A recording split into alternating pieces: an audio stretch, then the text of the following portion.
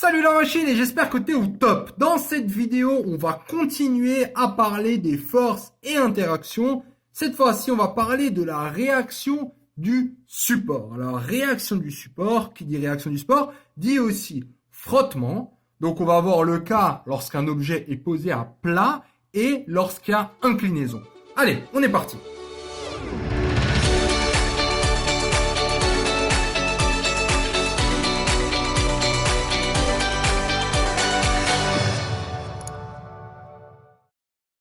La réaction du support, c'est vraiment la force la plus sous-estimée que personne ne voit, la pauvre. Alors en gros, dès qu'il y a contact entre deux solides, il y a une réaction du support. La chose la plus bête, si tu as un verre posé sur une table, tu es d'accord qu'il y a un poids, il y a la gravité qui s'applique au verre. Pourtant, tu vois jamais ce verre traverser la table. Non. Pourquoi? Parce qu'il y a une autre force, celle que je te dis, c'est la réaction du support, qui pousse le truc aussi vers le haut et qui fait que les deux forces se compensent et il n'y a pas de mouvement. Donc dès que tu vois un truc, n'importe quel objet, posé au calme, c'est qu'il y a la réaction du support.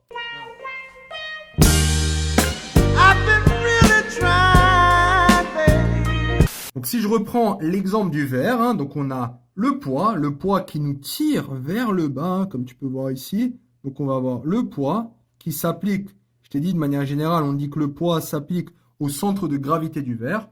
Donc là, je dis, ah tiens, le centre de gravité, ça a l'air d'être là. C'est-à-dire que si je pouvais tenir le verre en ce point, il serait à l'équilibre. C'est un peu ça, le centre de gravité. Et pourtant, comme tu vois, les verres, quand tu les poses sur les tables, a priori, elles ne s'enfoncent pas, les tables. En tout cas, des tables normales, disons. Ce qui fait que le verre ne s'enfonce pas, c'est la réaction normale. Alors, la réaction normale, elle est où? En fait, elle va être au contact. Elle va être exactement au contact avec la table. Toute cette partie-là, elle est au contact avec la table. En fait, si tu veux, l'idée, c'est que là, il y a à chaque fois... Alors, regarde, je vais te le refaire là. Là, l'idée, c'est comme s'il y avait plein de petites forces qui poussaient le truc vers le haut. À l'infini, en fait. Dès que ça touche, il y a une mini-force qui te pousse vers le haut. Sauf que nous, on va représenter ça comment? On va dire, ok, alors toutes ces forces, on va les sommer. C'est un vecteur, on va tout mettre ensemble et on va le centrer à un certain point. Et ça va me donner une résultante. Donc une résultante, c'est tout ce qui va être sommé, toute cette somme de petites forces microscopiques, on va la mettre ici, on va appeler ça la réaction du support. Très bien. Maintenant, par contre, dans cette réaction du support, encore une fois, on loupe quelque chose. Il y a quelque chose de plus qui s'ajoute. Alors, je vais te montrer pourquoi. Supposons que, cette fois-ci, mon verre, il n'est pas posé à plat, mais que j'ai une piste là. J'ai une piste. Qu'est-ce qui va se passer? J'ai mon verre, maintenant je représente juste son centre de gravité, quelque chose de ponctuel qui est là. Alors là, il y a un poids qui va s'appliquer. Donc j'ai un poids vers le bas. Alors nous, quand on pense, tiens, réaction du sol, ça va être quelque chose de perpendiculaire. Souvent on entend même réaction normale du sol. Donc ça va être quelque chose qui monte et qui va compenser le poids. Jusqu'à là, je suis d'accord. Au cas où, là, si tu dis, mais attends, comment ça se fait que ça se compense? En fait, vu que c'est des vecteurs, tu peux dire, tiens, le poids, on va le mettre ici, du coup, pour que tu aies vraiment quelque chose d'un peu plus, genre, visuellement parlant. Donc, tu as la réaction qui va vers le haut et le poids qui va vers le bas. Tu peux les appliquer au même point, tu as le droit de les déplacer, disons. Bon, ça, c'est juste un peu de la technique. Donc, au cas où, si tu mets aussi tout au même point, c'est bon, ça se tient, tu as le droit de faire ça. Alors, ce que je disais, c'est qu'on a un poids qui va aller vers le bas. Ce poids va vers le bas. Et si maintenant on se dit, ah mais la réaction c'est quelque chose de perpendiculaire au sol. Donc là j'ai le sol. Donc pour que ce verre ne s'enfonce pas, tac, je vais prendre quelque chose de perpendiculaire au sol. Ça va être ma réaction normale du sol. Mais quelque chose manque là. Et tu le vois peut-être. Parce que si maintenant je m'amuse à projeter les forces, donc je vais avoir une force là-dessus. Donc le poids, en fait, je peux le projeter là-dessus. Donc je vais avoir un poids là, une composante du poids, elle sera ici. Et je vais aussi avoir une composante ici. Alors c'est vrai que maintenant la réaction normale, elle va compenser le poids. Donc le poids, attention, cette projection du poids. Donc si tu veux, lui est compensé par lui. Hein, j'aurais pu le faire un peu plus loin. Donc ces deux forces sont compensées. Par contre, si là je te dis oui, mais l'objet il bouge pas. Ah, je veux dire, tu peux t'imaginer, hein, tu poses quelque chose sur une pente et ça bouge pas. Mais alors là, il y a quelque chose qui manque parce que si lui il compense lui, et là, qu'est-ce qui se passe? Là, il me restera une force qui va vers le bas, ce qui veut dire que l'objet est censé bouger parce que cette force n'est pas compensée. Donc oui, il faut aussi une force qui pousse le truc vers le haut. Mais qu'est-ce qui pousse le truc vers le haut? Je veux dire, il n'y a rien qui tire, il y a rien. Ça vient de quoi, cette force qui pousse le truc vers le haut? En fait, cette force qui garde le truc à l'arrêt, c'est ce qu'on va appeler, donc c'est ce qui est logique, hein, c'est les frottements. C'est les frottements. Parce que cette surface, alors maintenant ça va peut-être te parler, si tu poses, on va dire sur, je sais pas, du macadam, bah, le truc il va s'accrocher, il va pas tomber facilement. Par contre, si tu mets ça sur une table avec du savon dessus, bah, tu peux t'imaginer que si tu poses, je veux dire, une pomme là, elle va glisser. Donc, il y a un certain frottement qui va dépendre justement du matériel aussi. Ensemble, c'est la réaction du support. C'est-à-dire que ce bout, donc ce vecteur, plus la réaction normale, ça va être la réaction du support. En fait, c'est tout ça. Donc tout ça pour dire que la réaction, tu as à la fois, donc tu as toujours la réaction normale au support, hein, là, et tu as aussi la réaction tangentielle. Réaction tangentielle, hein, c'est un grand mot, hein, pour pas grand-chose, c'est les forces de frottement. D'accord? Au moins maintenant tu sais dans quoi elles s'incluent ces forces de frottement.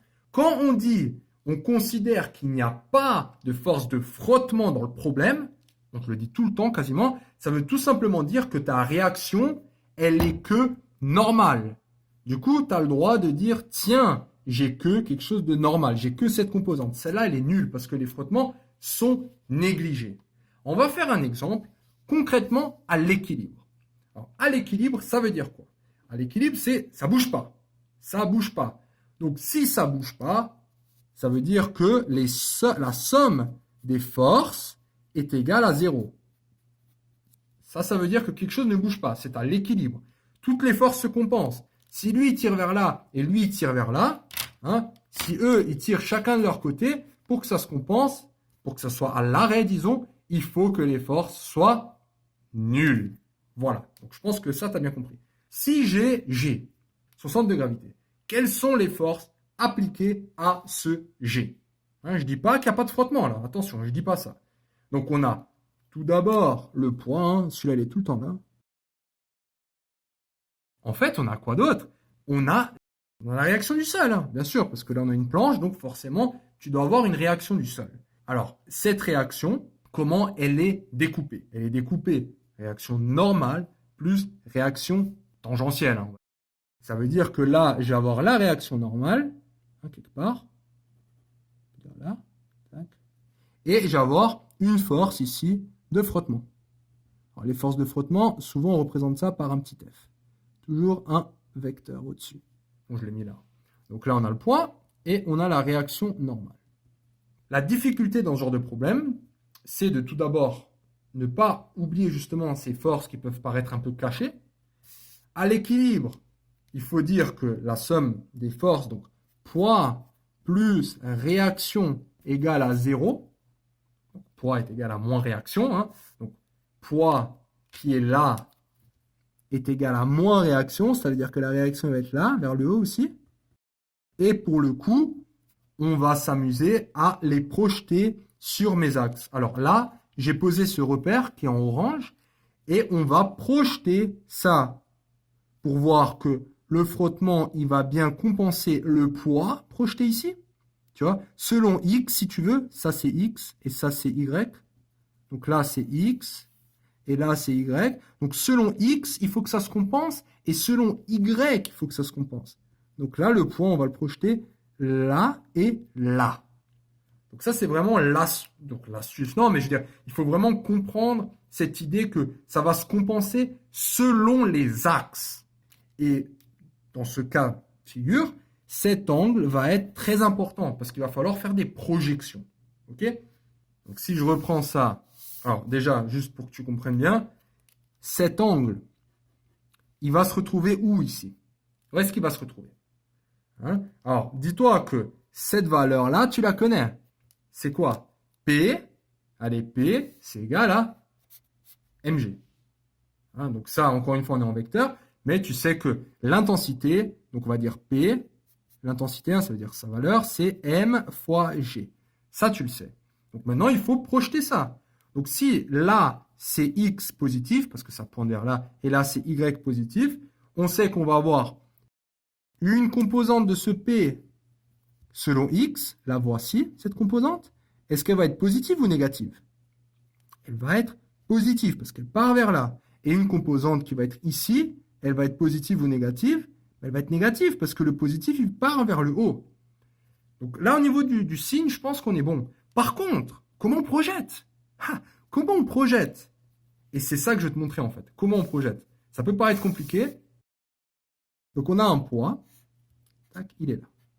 Et on veut projeter ça selon mes deux axes. Ça, c'est le poids qui part de là. Et on veut projeter ça à la fois ici et à la fois ici. La première chose à comprendre, c'est que derrière ça se cache en fait déjà un triangle. Parce que là, c'est des projections perpendiculaires. Là, on a un angle droit. Donc là, on a un triangle rectangle. Ça, là, on sait que c'est m fois g. Et est-ce qu'on a un angle? Oui, on a un angle. Cet angle alpha, tu vois, cet angle-là, en fait, tu le retrouves exactement là. C'est le même. Cet angle, c'est le même. Ah, je veux dire, ça se voit assez facilement, sinon tu peux le retrouver avec des relations. Je ne vais pas rentrer dans les détails, mais cet angle-là, il est exactement là. Du coup, cet angle, alpha, hein, j'ai un nom pour cet angle, il va être ici, alpha. Donc, ça c'est mes axes. Quand je veux trouver la projection selon, on va dire, allez, on commence par celui-là, x, selon cet axe, donc je vais projeter ça ici, cette distance, elle est égale à quelle distance? À cette distance, hein, vu que c'est un rectangle. À cette distance, c'est la même. Donc ça, j'ai l'angle et je connais l'hypoténuse. Allez, pense à quoi? Tu penses à SOH. SOH. Donc cosinus, on sait quoi? Cosinus de alpha, c'est adjacent. Alors adjacent, ça va être lui. Donc c'est le poids selon y, on va dire. Poids selon y sur hypoténuse. Hein. Hypoténuse, c'est mg. Et sinus de alpha, c'est celui-là que je cherche ici. C'est le poids. Alors sinus, c'est SO, donc opposé sur hypoténuse. Donc opposé, c'est lui. Hein. Donc c'est P de x selon mg. Et voilà la magie. La magie, c'est que on sait, hein, donc grâce à cette projection, que Px, donc là, Px est égal à mg cos alpha et Py est égal à mg sin alpha. Voilà. À ton avis, au niveau de la réaction, est-ce que c'est quelque chose de différent? Non, parce que maintenant, on sait que le poids, on connaît ça, hein, le poids selon x, on connaît le poids selon y, ben, il suffit de prendre moins ça pour avoir la réaction normale et moins ça pour avoir les frottements. Donc voilà. Donc la partie vraiment la plus difficile en exercice qui peut poser problème, c'est ça. C'est cette projection. Et cette projection se fait, hein, encore une fois, en utilisant de la trigonométrie du collège. Hein, triangle rectangle, tu prends un alpha, tu connais l'hypoténuse, hein, qui est égale à mg, et après c'est SOH. Quand tu cherches adjacent, hein, SO c'est opposé sur hypoténuse, car c'est adjacent sur hypoténuse, ce qui te donne bien ces deux relations, et tu as tout projeté, c'est nickel. Et dernier petit rappel, hein, s'il n'y a pas de frottement, la réaction du support, c'est seulement la réaction normale. Voilà. Félicitations d'être allé jusqu'au bout de cette vidéo. Cette vidéo t'a plu? Ça tombe bien, il y en a encore. Sur matrix.fr, tu peux non seulement télécharger le résumé de cette vidéo, mais aussi retrouver tout ton programme avec plein d'exercices corrigés étape par étape. Tu peux aussi défier tes amis dans des jeux et te mesurer à la communauté Matrix pour gagner un cadeau tous les mois. On se retrouve sur matrix.fr.